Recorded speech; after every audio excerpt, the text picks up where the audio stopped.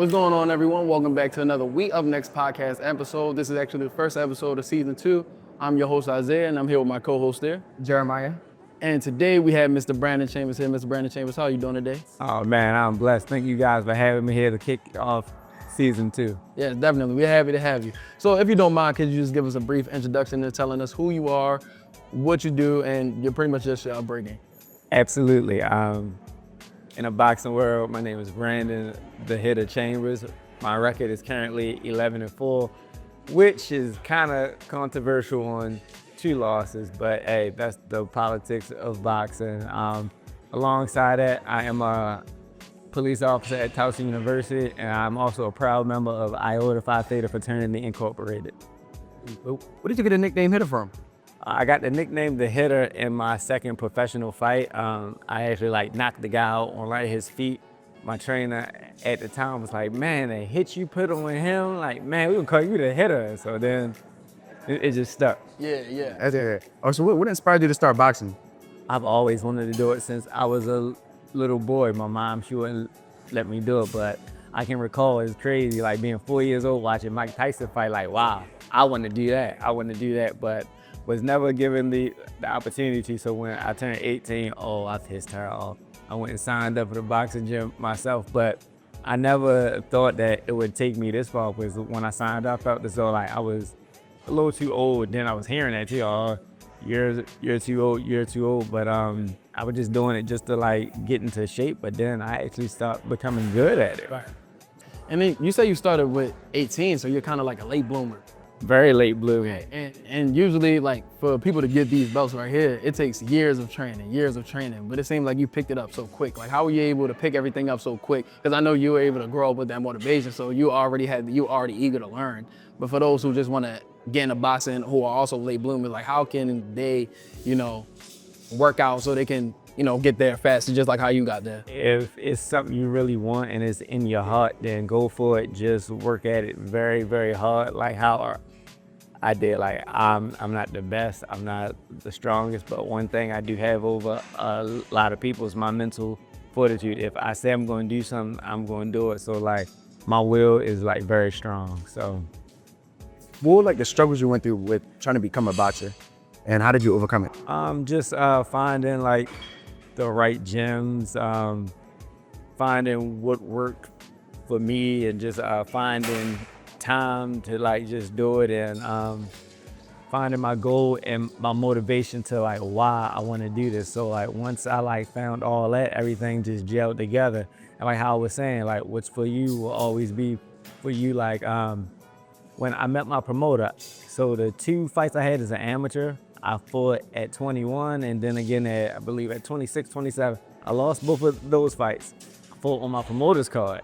At that time, my promoter, he didn't even know who I was. So years passed later, he comes to Baltimore City. He has to do his ride along. He did his ride along with me. I was going to mess with him, but I already know how it is in the academy. Very, very stressful.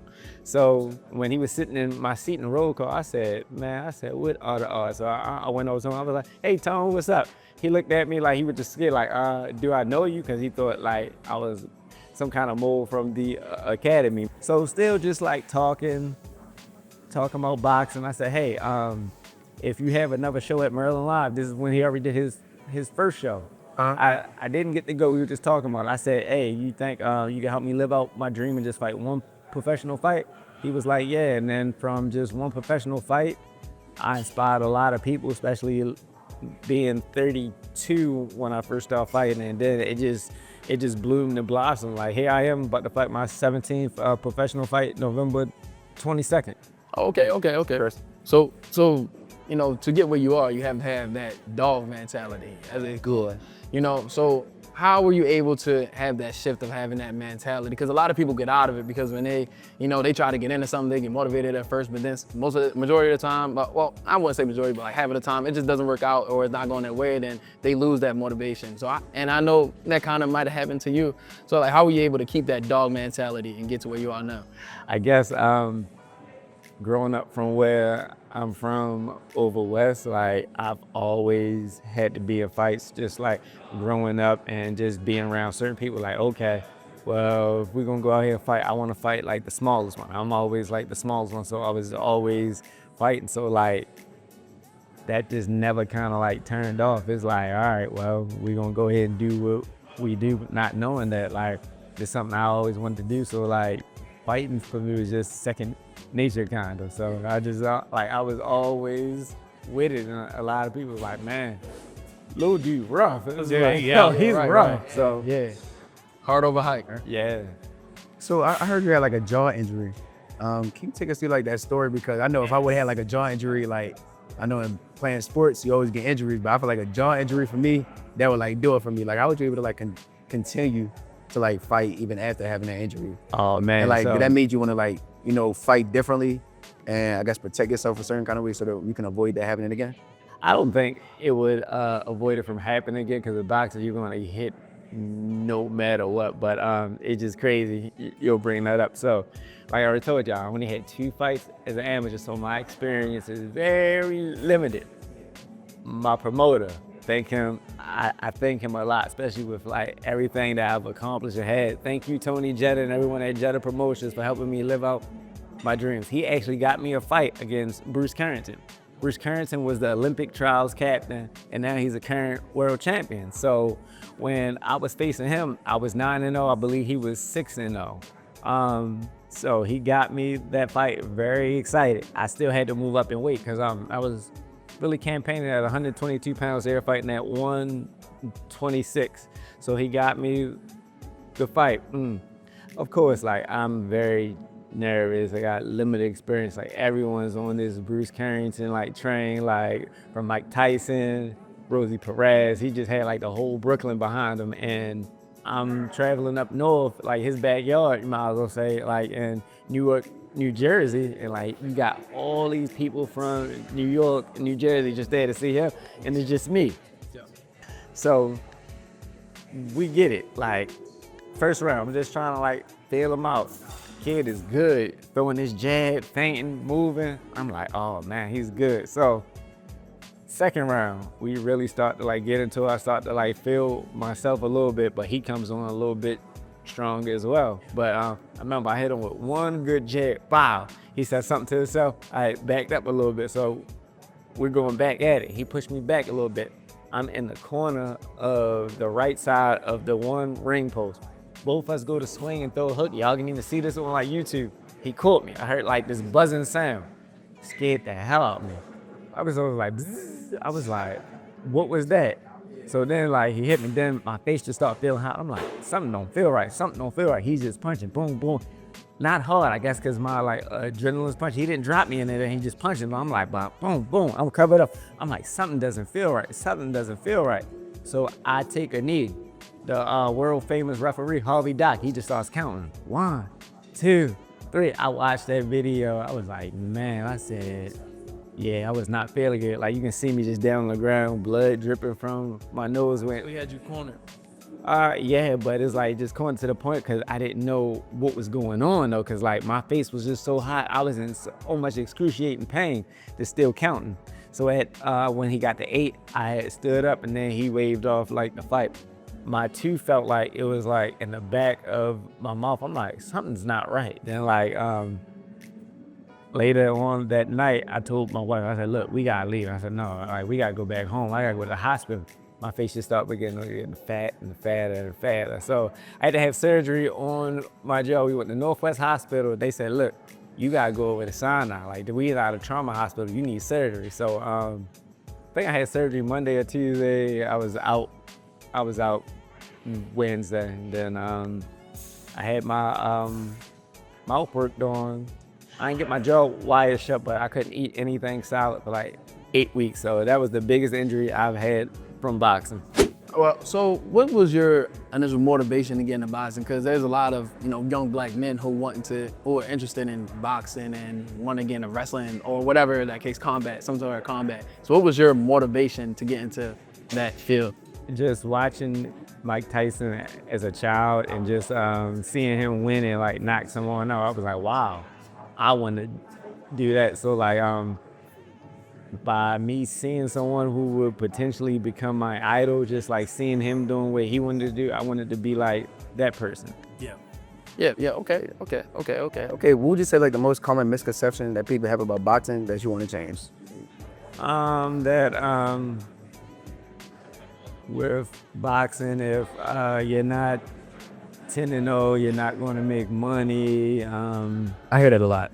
If You're not big enough. if like you're not big enough, if you don't have over 100 amateur fights, like none of that matters as long as like you get the right people around you who can like Definitely. move you and have the same kind of vision as you. As long as everyone is on like the same page, you can do whatever you want in life, whether it's boxing, wrestling, like graduating college. Like you can do anything you want to do as long as you got that solid team around you and y'all are working together for that same common goal. Yeah.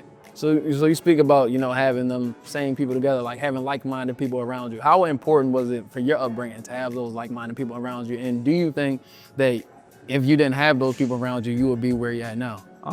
For my boxing career, no. I honestly, I probably wouldn't. I'd probably just still be training and just thinking about it. Like, yeah, I want to do this, but not knowing how to actually get out there and do that, and then having people around that say that, okay, we can do this for you, but it ain't moving and going nowhere. So like, God works in mysterious ways, and that's why I guess my promoter was put in my life, and it's like now, like me and Tony are like brothers, you might as well say. Definitely. So how do you balance enforcing the law and also, you know, being involved in a good part of, you know, dealing with the community? Back when I was in the city and even now at Towson, what I do is I just go out and treat people how I want to be treated, basically. And I'm really out there. If like I see like your need, I'm definitely gonna like help. Like no one tells me to do it, but back in Baltimore, every payday I would go to Burger King. Burger King would also offer police a discount. So with that discount, each pay I would go and get at least 50 cheeseburgers and go down to 620 Falls where it's like a large homeless community at, and I just go have a burger with them and just feed the homeless. Like that's one way I would try to give back to the community, and I try to help people like find jobs. Like I would just really be out there just like trying to help people versus like hurt them and just take away that like freedom. Like no, like I've come from the same place as y'all. I just want to see everyone succeed as well. That's right. Definitely motivated. That's good. One thing I want to say, I appreciate you for definitely giving back to your community, because once people, you know, make it out, what people say, they never go back to their community and help. You know, they just, once they make it, they gone. They're like, I made it out. I'm one in a million. Right. And it's good that you came back, actually wanted to work for your community instead of just leave and just going about your way. Another thing, because I was never bullied in school or anything. Another thing is, oh, you just want to be a police officer because you must have been bullied in like high school. So like that's a big misconception there, because I was never bullied or anything.